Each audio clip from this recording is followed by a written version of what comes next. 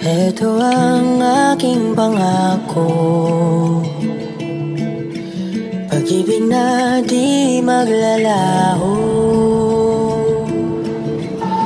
To be patient, to be kind and to be true, to love and to be loved by you. Ay, hira. Walang arte, Donnie uminom ng tubig sa kalsada ng Switzerland.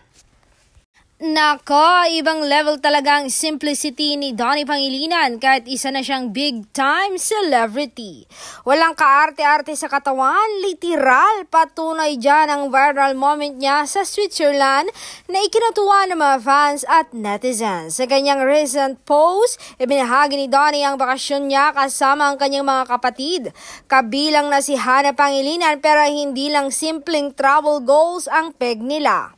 Sumabak pa sila sa isang 5-kilometer morning run bilang ehersisyo. Kaya naman talagang health is wealth ang mindset nila.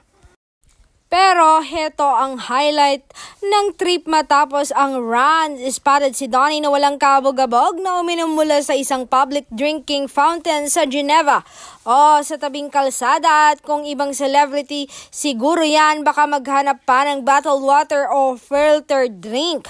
Pero si Donnie, go lang ng go. Hindi naman ito ay kinagbigla ng mga well-traveled netizens dahil kilala ang Switzerland sa pagkakaroon ng malinis na tubig. Kanya-kanyang comment naman ang mga fanay ni Donnie sa kanilang sibling ganap. Say nila, "Sana all, I wish I could join you guys." Ang gwapo naman ito kahit naka 5 kilometer na.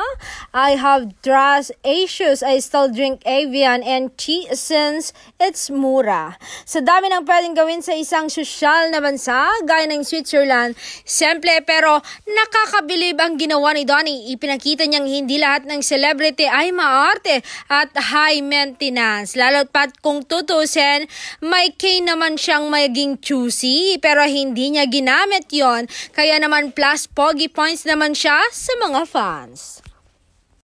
Bukod sa good looks, talent at charm, idagdag na rin sa listahan ng mga dahilan para mahalin si Donnie ang pagiging down to earth at walang ate. Kaya naman abangan na lang natin kung ano pang ganap ang ibabahagi niya mula sa Swiss VK nila. Baka naman next time ay manggugulot ulit siya sa kanyang travel moments.